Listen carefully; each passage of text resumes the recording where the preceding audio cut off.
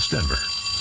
Sleep deprived and heavily caffeinated. All right, let's do this then. This is the Jeff and Bill Show. I don't agree with that. They don't always agree, but hey, at least they have coffee. Coffee. And each other. I love you, man.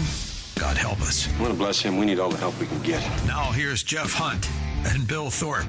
The Jeff and Bill Show on News Talk 710 KNUS.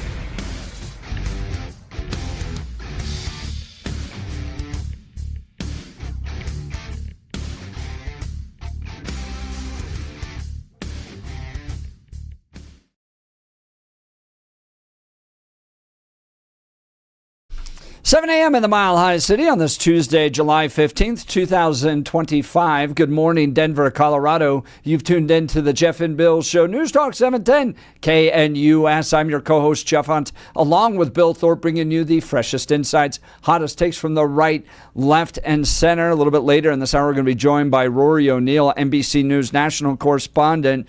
Drones are proving to be the key to winning wars on the battlefield. The United States makes hardly any. National correspondent Rory O'Neill will take a look at who's manufacturing the unarmed aircraft and what's being done to correct the imbalance.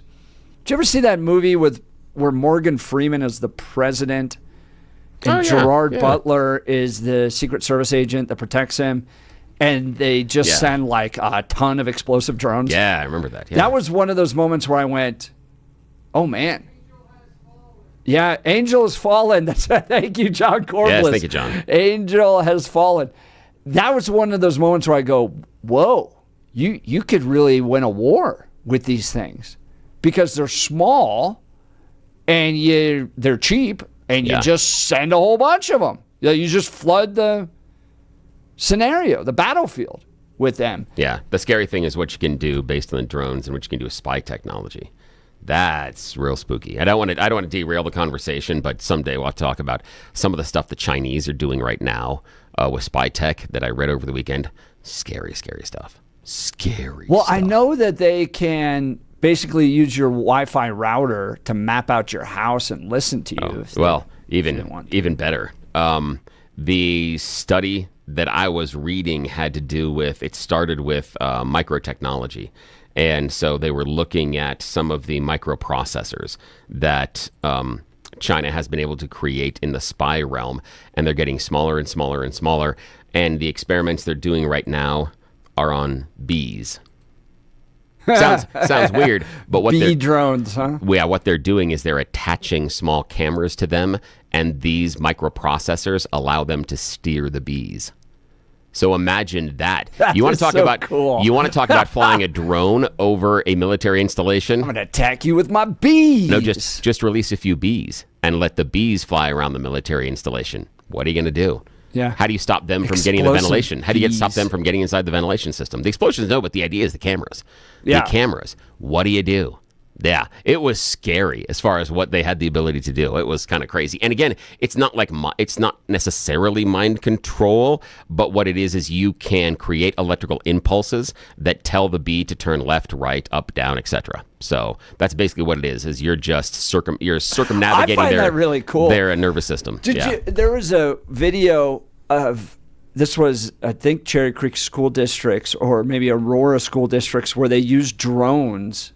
Yeah. To confront, this was a training scenario. Let me remind you all this. Training scenario. But they used drones to confront a school shooter. Oh, yeah, that would be smart. So they put those in the building to figure out where the school shooter was. Yeah. I mean, it's just amazing how this has changed. I ran an ad agency 15 years ago, and we had a drone, and it was basically just used for like aerial shots. Yeah. Now they're flying them into buildings and all that cool stuff. Have you seen any of those videos where they're coming from the Ukraine battlefield? Yeah. And they're drones, and they just fly them into like trucks and stuff? Yeah. And one exploded, and it had munitions and sent a munition through a North Korean. Yeah. I don't know if you've seen that video. I haven't seen that video, but yeah, I've seen some of the drone videos. And it is, if you just load them with explosives, what are you going to do? How do you stop it?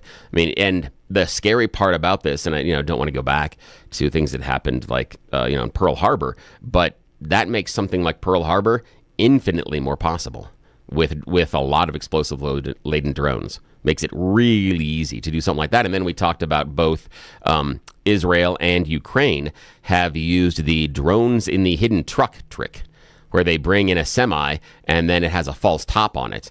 And then you just got to get it behind the line to just park it there. Nobody knows what the truck's doing. And then you just drop the top of it. And then there go the drones. And you control them from somewhere else. Yeah.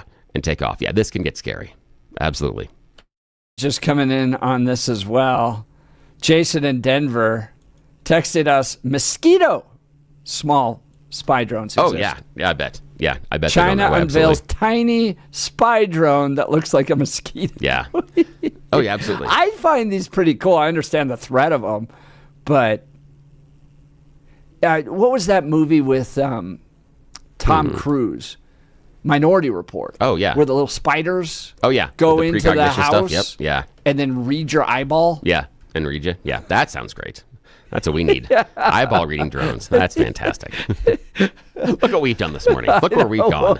And we're going to get it. We're a bunch of middle school boys talking about drone military warfare. It's all about toys. It's these electronic toys. It's all it is. And the fact that they're remote control, like our remote control cars or planes, is part of the fun. I mean, I hate to say it, but that is part of the fun. No, it is. It's amazing. Absolutely. And imagine one guy, I feel like one guy could just be like, here are my B drones. Oh, yeah. Oh, exactly. Exactly. So amazing. All right, we'll get to this and more. Plus, KFC launching bold nationwide comeback plan with free chicken buckets. Will anybody notice? Right. Just and curious. Who's your favorite chicken? Yeah, we'll talk about that. We'll get into that. You're listening to Jeff and Bill. Let's get on to some news and comment with Mr. Blake Olson.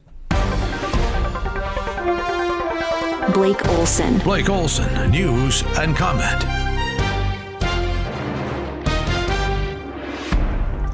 Hey, good morning. Tuesday, 64 and sunny in Denver. A beautiful day, expecting a high of 94 today.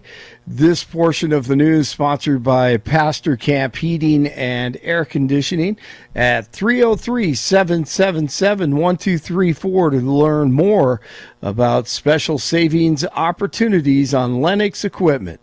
Our top story, DJT trying to push Russia into reaching a peace deal with Ukraine while meeting with NATO Secretary General Mark Rutte at the White House. Trump said he will place severe tariffs on Russia if no deal is made in 50 days. That's 5-0. Remember that, Russia. Trump also announced a new deal to sell top-of-the-line weaponry to NATO, including defensive Patriot missiles meant for distribution in Ukraine. Well, I do think that there needs to be more transparency on this, and I think that will happen. Laura Trump on Benny Johnson last night. Johnson posted this quote, just got off the phone with top federal law enforcement contact. The change in approach to Epstein has been dramatic. Expect more disclosures. Some very powerful people inside the administration now pushing for a special counsel and a full press briefing on Epstein findings. In short, our voices are being heard. Power to the people. This is encouraging. X has been key to this entire situation. We the people speaking out, and the president hears his constituents. Laura Trump. They hear it and they understand it. So hopefully we see that happen sooner than later. And I guess that would be my advice. But to everybody out there who's all worked up about it, there's no great plot to keep this information away that I'm aware of. I do just believe that maybe it's been slow rolled for reasons that hopefully we understand down the line. And I think we're probably going to get more transparency on it very soon. The DOJ asking the Supreme Court to reject Ghislaine Maxwell's appeal, defending her 20-year sentence for aiding Epstein's abuse of underage girls. Maxwell claims Epstein's 2007 non-prosecution agreement should have shielded her from prosecution as a co-conspirator, but the government argues otherwise. Terrorist Mohammed Solomon, accused of killing one person after his attack in Boulder that also injured more than a dozen, has a hearing today. It will determine whether the state has enough evidence to move forward against the Hamas supporter. The National Weather Service says a landspout tornado hit Franktown Monday. Fortunately, everyone was able to make it out, but they found severe damage to several buildings. That's Deborah Takahara with the Douglas County Sheriff's Office. And as you heard, there was some damage after that tornado did hit, but no injuries or deaths, thankfully. Severe flooding. This is a 4-lane, 5-lane road. You are looking at runoff from the Watchung Reserve. It's probably 3 to 4 feet. Severe flooding and storms pounding the East Coast. In New Jersey and New York, flash flood warnings hit parts of New York and New Jersey Monday, prompting a state of emergency. Floodwaters rushed into New York City subway stations. That was incredible video, causing major transit delays, more storms, and heavy rain expected again today. Meanwhile, in central Texas, they continue to get pummeled with rain, hampering recovery efforts in the flood-ravaged Texas Hill Country. An Oklahoma man is dead from a water buffalo attack. Emergency crews were called to a scene on Friday after Brad McMichael was attacked. McMichael, who had just purchased the water buffalo the day before, can you imagine this, died from his injuries. Incredible. A water buffalo in Oklahoma? Yeah, and I honestly haven't had a chance to look and see if they had any photos of it, but yeah, in Oklahoma, I don't know how much it weighed. I don't know what age it was. Aren't those the things that are like on the Sahara and I thought so. Or out in the jungles of Africa? A water buffalo? But here's what I learned about Oklahoma. Remember what was that tiger? What was the Tiger King? Tiger King. Once I saw that, I'm like, oh my God, anything's possible. There could be elephants. I mean, shoot, there's one of those wildlife sanctuaries on 76 near Hudson. So I guess you can, I guess you can have any type of animal anywhere almost. I mean, zoos do it, but yeah, water buffalo in Oklahoma. He died doing what he loved. Yes, Family he shares did. Story of man tragically killed by 2 water buffalo. Jeez. My goodness, man. What a way to go out. 64 in Centennial, 61 in Superior, 64 in Denver. Jeff and Billy continue. For me, I find that very acidic. That's a mermaid? Yeah. I didn't know that. Yeah, it's a mermaid. She used to be topless. It comes from Moby Dick. Thank God for Billy. Blake Olson, News Talk 710 KNUS. Your KNUS forecast for the Denver metro area keeps temperatures hot and above average today, low to mid-90s. Canadian cold front, though, arrives overnight. Wednesday and Thursday's highs stay in the mid and upper 80s. Few hit-and-miss storms today, scattered heavy showers and strong thunderstorms on Wednesday and potentially Thursday, trending hotter and mostly dry Friday and this weekend. Weather is a service of L&L Heating and Air Conditioning. For quick, trustworthy, and dependable service, call L&L Heating and Air Conditioning at 720-851-1691. Visit them online at bestdenverhvac.com. That's bestdenverhvac.com. You'll be comfortable with L&L. I'm meteorologist Mark Huer in the 710 KNUS Weather Center.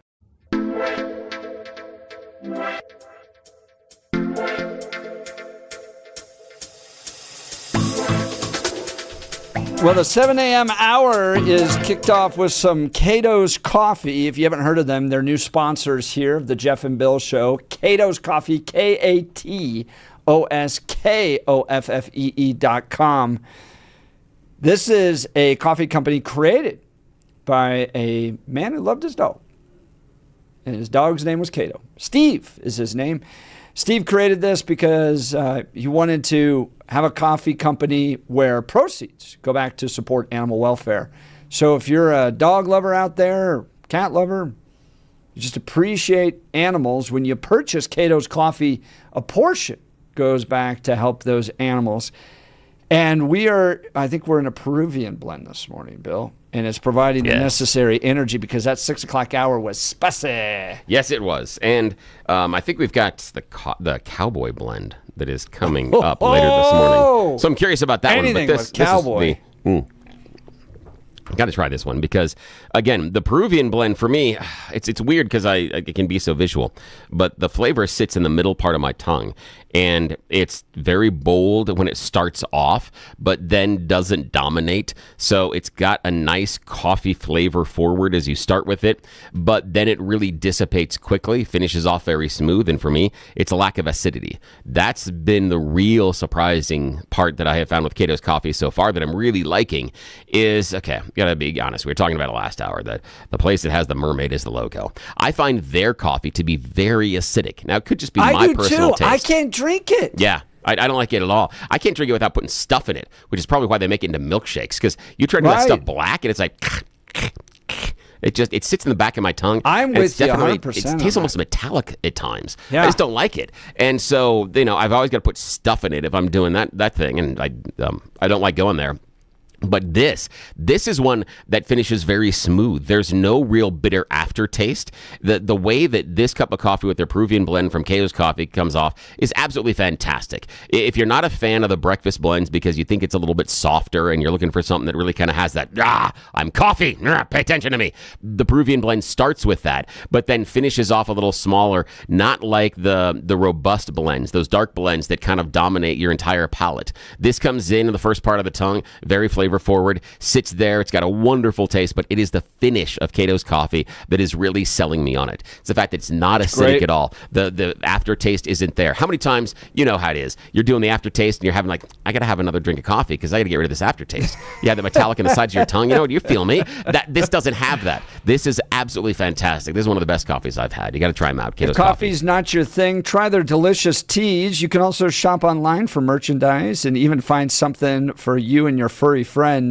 Upgrade your morning ritual with Cato's Coffee. Visit KATOSKOFFEE.com. Cato's Coffee. Find something to suit your taste today. And if you use the code JeffandBill10 at checkout, you'll get a 10% discount on your order. Use the code JeffandBill10 at checkout for a 10% discount on your order. Cato's Coffee. KATOSKOFFEE.com. So speaking of food, saw this, Bill. Yeah.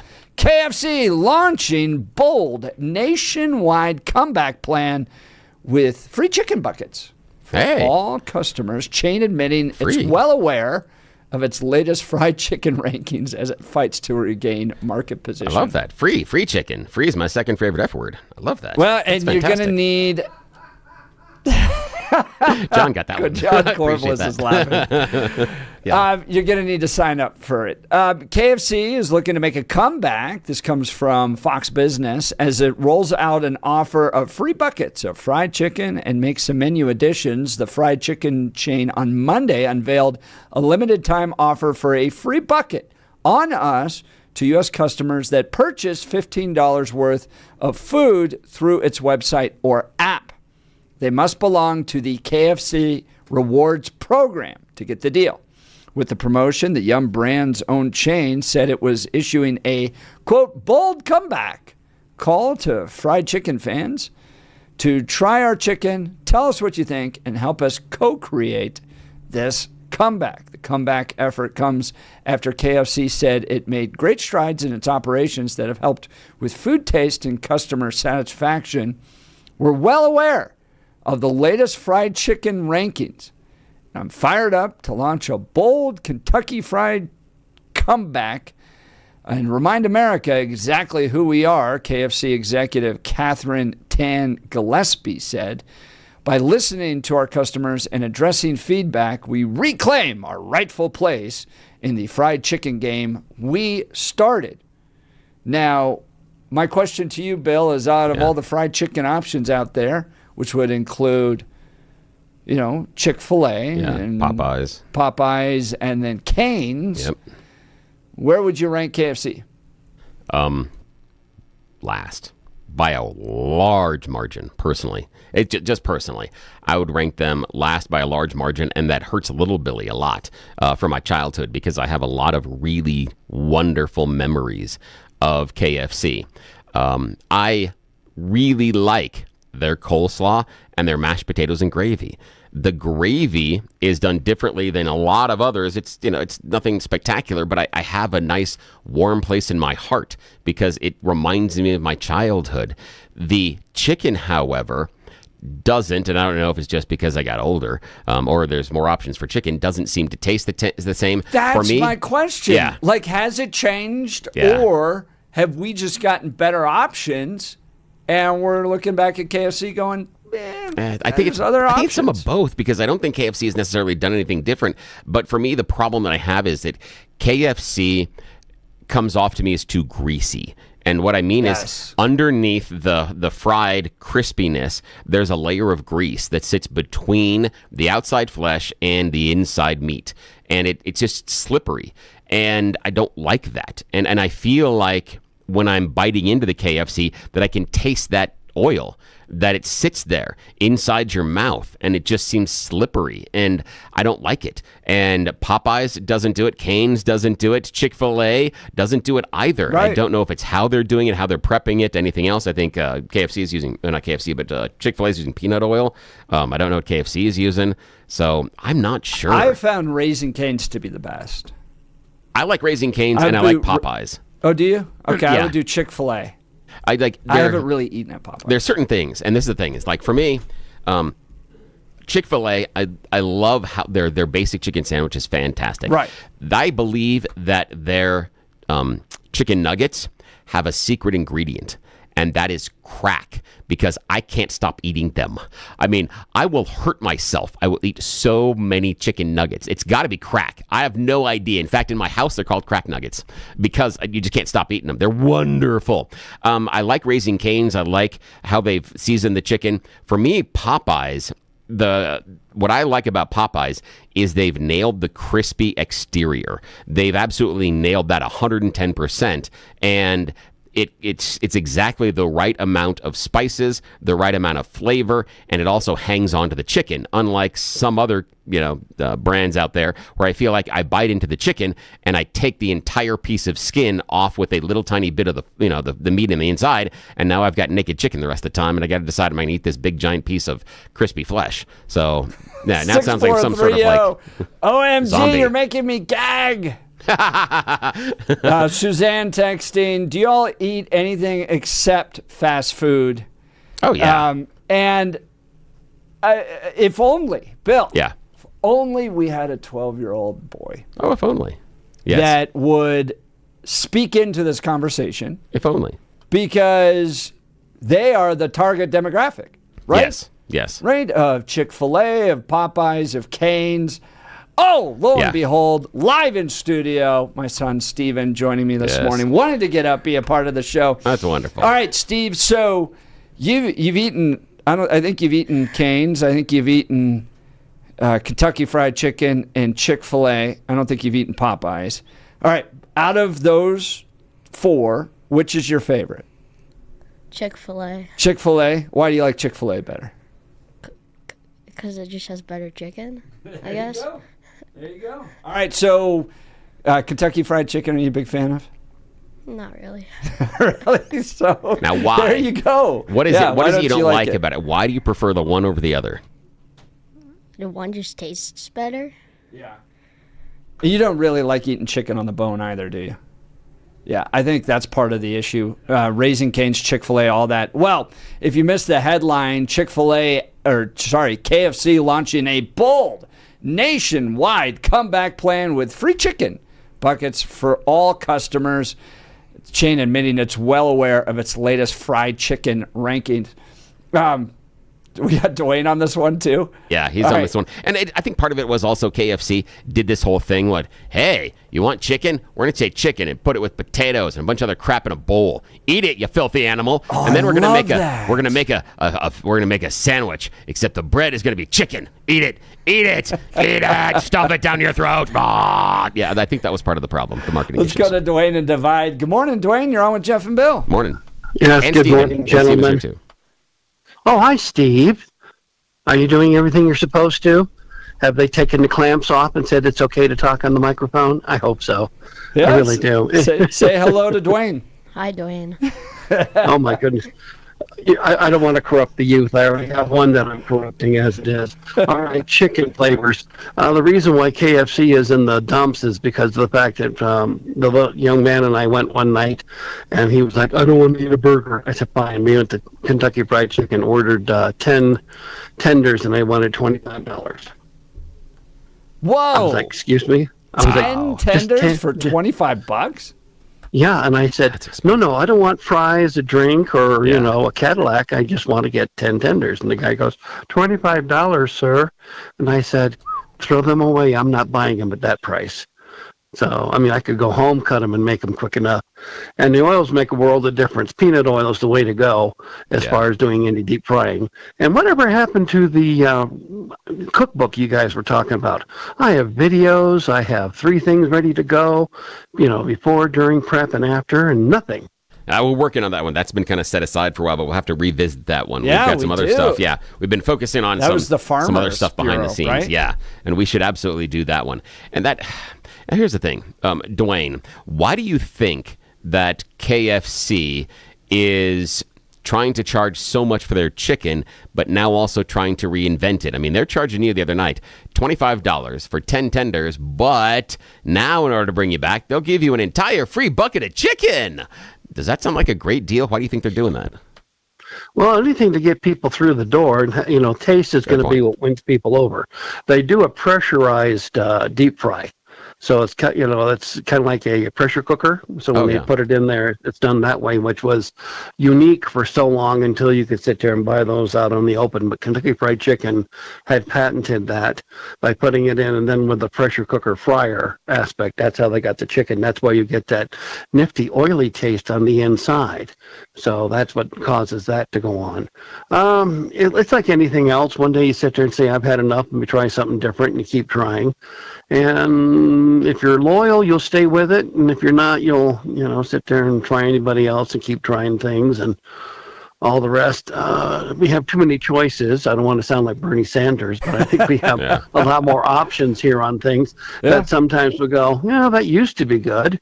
And it's crazy, like Yogi Dwayne. Berra said. I can. Okay, go ahead. Yeah, go ahead. What did Yogi Berra say? Go ahead. He said nobody goes there anymore. It's too popular. So that's true. Now, when you were talking about the $25 for the 10 tenders, one of the things that I've discovered in my own neighborhood is our local Safeway has a really good deli, and they will do kind of a mixed family pack of chicken and fried chicken. Their fried chicken's good. I wouldn't say great. I would say I would put it above KFC, probably below Cane's and below Popeyes, but it can compete on some days with Chick-fil-A. But for $9, $8.99. Oh, that's and they'll do and it's basically the family meal. It's 2 breasts, 2 thighs, 2 drumsticks, and 2 wings for $8.99. That is crazy good as far as a deal. And for $7.99, you can get an entire rotisserie chicken.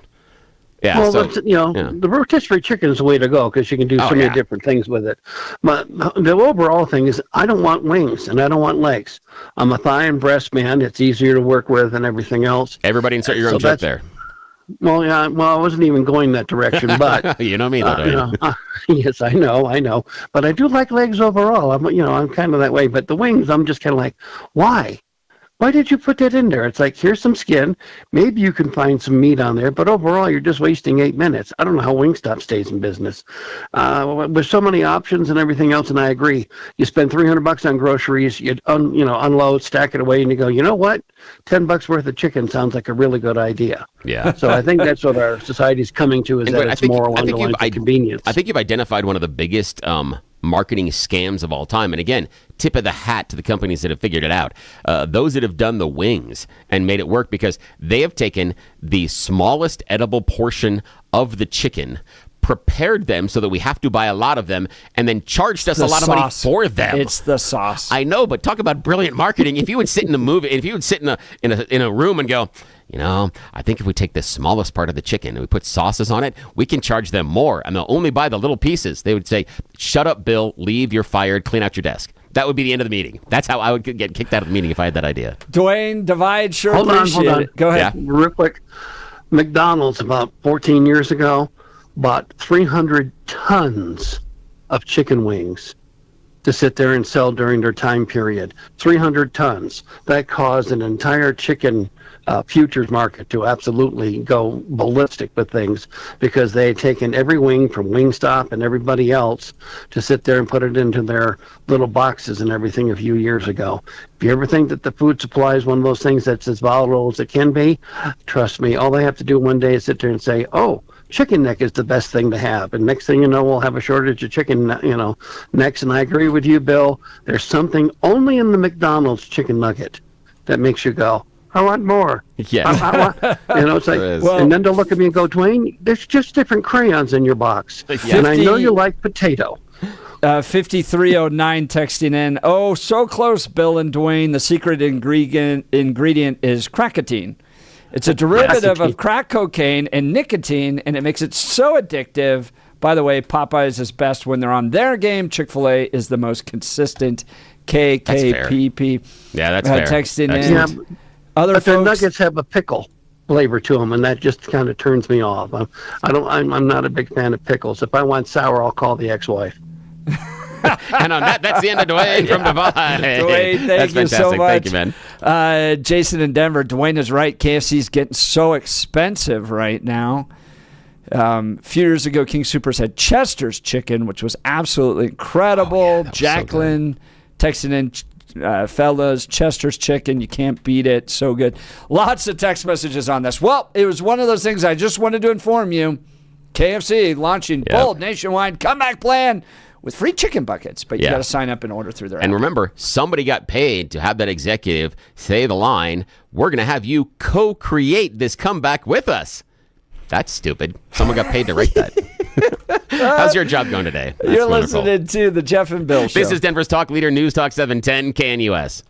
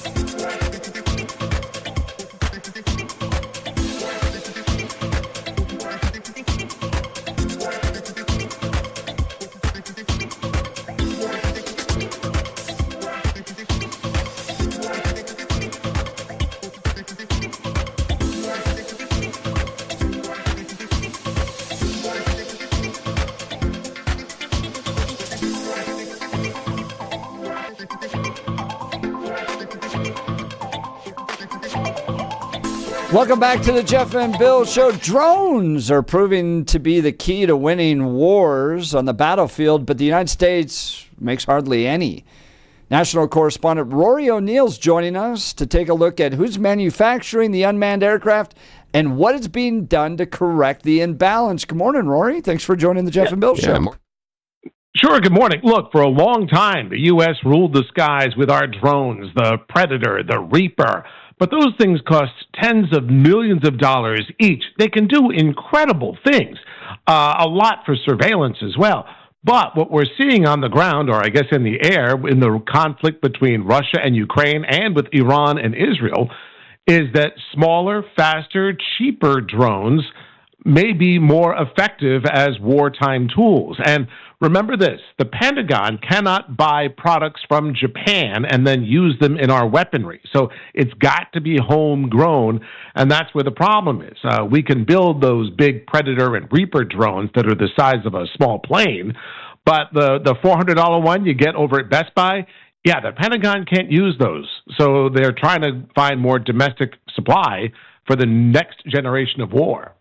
That's Rory O'Neill, NBC News National Correspondent. And it seems like, to me, this is something that Lockheed Martin or Boeing or the others would be happy to jump in on. Are you seeing movement from those companies towards drone manufacturing? Well, I don't know about those in particular, but we've got about 500 companies that make drones here in the United States. All combined, though, they maybe make like 100,000 a year. You know, we're going to need millions of these things, quite literally. And the companies that are making them are still sort of startups and don't have much of a track record. You know, a lot of them, you don't know if they're going to be in business 6 months from now. So there was a recent event that the Defense Department held up in Alaska. For 4 days, they brought up a bunch of drone makers and said, all right, show us what you got. It was a lot of hype. Not a lot of delivered, but the New York Times went along for the ride and got an interesting show. And we need to make some pretty rapid investments to get this technology off the ground.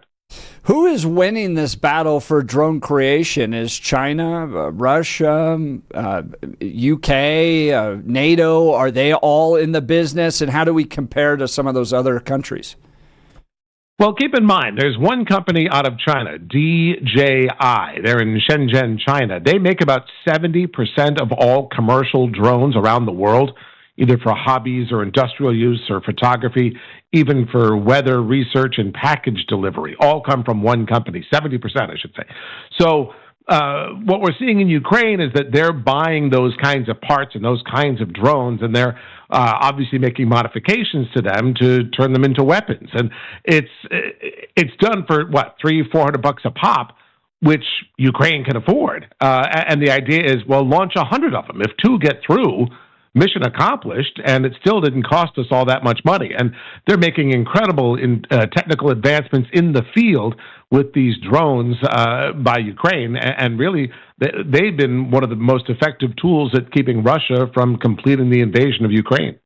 One of the wild aspects of this battle are the videos that are coming out of it between Ukraine and Russia, where they'll kind of slowly drive these drones in, and even the opponents, the other soldiers, will see these and try to hit them or run away from them, and they can just kind of follow them around, and then they'll drop a little explosive or fly themselves into a truck and explode and then kill everybody within the truck. And you can see all these videos. I mean, it's amazing to me how we've come from the, kind of CNN Scud missile videos of the early Iraq wars to now these drone shots coming in and killing these soldiers. So you're right. They are pretty low grade technology, but they can have a big impact. Talk a little bit about that.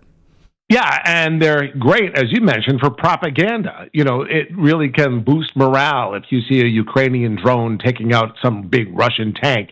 And the videos show Ukrainian soldiers celebrating. So, they really can have that extra effect. And again, for a few $100. And remember, it wasn't that long ago that Ukraine was able to launch that drone strike inside Russia.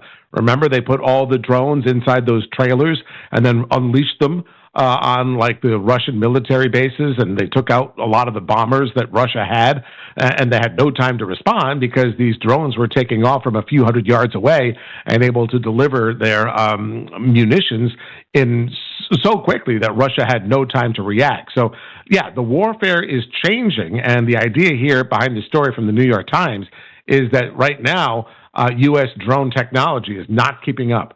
That's Rory O'Neill, NBC News National Correspondent. How are countries responding to drones? I've seen a few videos of like EMP devices that will go up there and stop. Prior to having you on, we were talking about that movie with Morgan Freeman, Angel Has Fallen, where he's the president of the United States and he's attacked by all these drones that fly at him, and it can kind of overwhelm a system, and you can't just shoot at them because there's hundreds coming at you.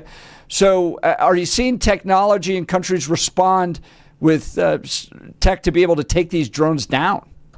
Well, not that they want to talk about. You don't want to show what you're capable of doing. But you're right in that, we have seen that Iran, their tactic against Israeli defenses like the Iron Dome is to flood the zone. Throw in so many projectiles that it confuses the system. And as I said earlier, launch 100. If 2 get through, mission accomplished, because it didn't cost all that much. These things are so cheap. And again, that's where, the U.S. has superiority with these stealthy Predator and Reaper drones that can stay up for a day or two and provide incredible surveillance. But it costs tens of millions of dollars to operate each one. And whereas, a few $1,000s here and there can really take a good shot at your enemy. That's Rory O'Neill, NBC News National Correspondent. Now, what we've talked about, kind of the cheaper drones, we're also seeing some innovation coming. Here's a headline: China unveiling tiny spy drones that look like mosquitoes. Right. So on the other end, they can get highly technical and small. Talk to us a little bit about that. Well, right. When it comes to drones, it's really all about quantity, because that's what makes them effective. And if you can get many of them and cheaper production, you're going to find that they can be a tactical advantage to your rival. Rory O'Neill, NBC News National Correspondent, thank you for updating us on this important development taking place within warfare. Thanks, guys. Would love to hear from you. Phone lines are open, 303-696-1971. You remember the Maverick movie that came out, Top Gun 2, essentially, where the debate was, well, we don't really need these fighter pilots anymore. We'll just have drones. Do you see this as the future of warfare? Just kind of going this direction. Countries just throwing lots of little explosive drones at each other. I do, in part because it seems a lot cheaper than the loss of a life from a infantryman that you might need out there on the front lines, or the health care that you might have to pay for injured service members. In this case, countries can just battle at each other with lots of drones. Yeah, I could see especially the Air Force, Space Force starting to go this direction. Maybe even the Army, Marines using drones and not so much infantry fighting. What do you think, Bill? Yeah, absolutely, because ROI, return on investment. Right. The amount of money it takes to put together a squadron of drones versus the amount of money it takes to put together a squadron of humans is vastly different. The amount of money it would take to put together a division of drones versus a division of humans, vastly different, because of the amount of money that we spend training those men and women in our fighting forces. It is a significant investment, and then an investment in equipment. On this end, what you have is, if you go to the more robotic and or drone model, the investment is in the technology, but the technology can be streamlined and then also can become less expensive when you ramp it up based on economies of scale. And you can make the same type of investment in the soldier, but when the soldier is running the drones, you're losing the drone, not the soldier. That investment is stronger in the soldier because you still have the same knowledge, you still have the same execution, even though they lost some of the drones. You lose that soldier out in the field or in the air, you've got an issue. All that investment has been negated. The investment loss behind a drone or a robotic fighter is much less significant than it is behind a human. Also, you don't have to send that letter if the drones are killed versus sending that letter to a family here in America. And just for, let's go back to last hour, just for, the sake of the conversation.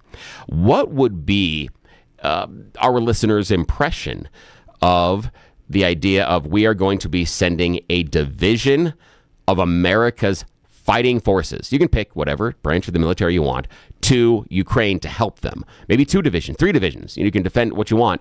Or we're going to send operators and the same number of drones instead of soldiers over there. Which one are you probably going to green light quicker?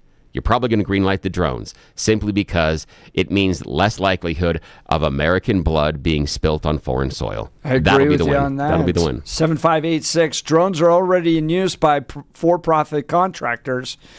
1514 texting in, drones are a fad, guys. You don't see Tomahawk missiles that can be defeated with rotor wash.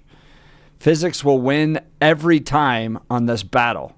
So are they essentially saying they're just too small to really make big impact? Here's the thing is the idea that, no, you can't defend them against Tomahawk missiles. But again, the investment of a Tomahawk missile and the execution of firing it, that's a greater price tag than a bunch of drones. And it depends on what your operational capabilities and what you're trying to do. Because as Rory O'Neill pointed out, that if you're trying to penetrate Israel's Iron Dome, the more cost-effective way is dozens and dozens and dozens and dozens of drones rather than dozens of missiles. It's just because the numbers you're trying to flood the system. So in certain tactical areas, this makes a lot of sense. George Brockler texting in, for your information, guys, AI-controlled lethal drones would be a violation of the law of armed combat. Yeah, the AI side of things. Yeah, fascinating. Yep, and that's why you've got to sit there, and it would be a human, because the human has to make that decision. So you couldn't necessarily have the AI take over it, but that's the direction we'd be going. But that's with Skynet. And the robots that'll take over. Because again, and once the AI says, "Ooh, I can have all these toys," maybe I won't listen to the humans anymore. Yeah. All right, we'll continue. Phone lines are open. Give us a call if you'd like to join the conversation. 303-696-1971. Text us on the Dan Caplis Law text line at 720-819-5115. You're listening to The Jeff and Bill Show. This is Denver's Talk Leader, News Talk 710 KNUS.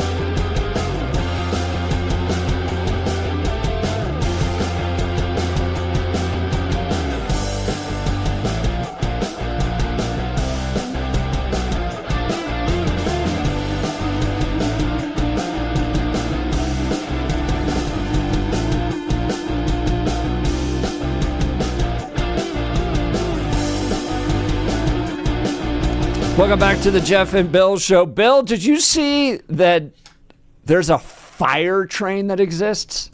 Fire train? Fire train! Seems like something and it out of The arrived Simpsons. in Douglas County to douse wildfire hotspots. Oh, okay. I was thinking more the other side. It is train on fire. Yeah. I was going to the 6-year-old me. This is so cool. The BNSF railway train traveled all the way from Kansas to Colorado to help fight some of the fires. And basically, they could pull it right on up if there's fires near the tracks, and it can big hoses spray all the water. The train slowly rolled through Douglas County's grassy open space yesterday afternoon, as people stationed on its roof with hoses doused the black burned area next to the tracks. Fire train. That's great. I like the idea of fire train. However, can only go where the tracks are. Just saying. Fire goes everywhere. there seems to be a little bit of an execution issue here. Again, I understand. I appreciate right there near the tracks. Wonderful. However, a little too far away from the tracks. Sorry. Yeah, here, grab Just the s'mores. wait for the fire to get a little bit closer. Yeah, exactly. It's got to get closer. We can fight it when it gets closer. Sorry about that. Yes. BNSF Railway's firefighting trains operate across much of the West, especially in areas where high winds and drought conditions can result in wildfires on or near tracks. The fire train can carry up to 30,000 gallons of water. Wow. The cause of Sunday's fires in Douglas County is still under investigation, but South Metro Fire Rescue person Brian Willey said multiple started alongside the train tracks. Train was also confirmed to be in the area. Wow. So I wonder if they have that for like model trains, because my dad did model trains, and that would have been cool. I would have loved to have the fire train. Because, I always helped him set them up, and we ran them together, and it was one of the things I did as a child with him, and still got some of the stuff stored in the storage facility as well of his things, but never had a fire train. I mean, we had cattle cars, I had, log cars, we had stuff like that. I had one that had a crane on it. Fire train would have been awesome. Would have loved fire train. That would have been my favorite. We should try to get the conductor of the fire train on. And he has to introduce himself that way. Hi, I'm John Smith, conductor of the fire train. 0459, guys, you should combine the last few hours, drone delivery and KFC buckets. Yes, with a fire train. Yes. It's fantastic. This is great. Well, we're going to make the next hour even better because I just got a text message from Bobby Hancock with IHOP. By the way, we're going to be doing an IHOP next month, the live broadcast back at the IHOP. But they are bringing over some of their catering food that they have. Catering? You can contact IHOP and have them cater your next event? Yes. Oh, this is going to be fun. Right, I know. So they are on their way with some hot, delicious food. Plus, in the 9 o'clock hour, Zach Bissonette, sorry. It's okay. He's not listening yet. Don't worry about it. Yeah, with the free press on the death of the public library because of homelessness. You're listening to Jeff and Bill. KNUS.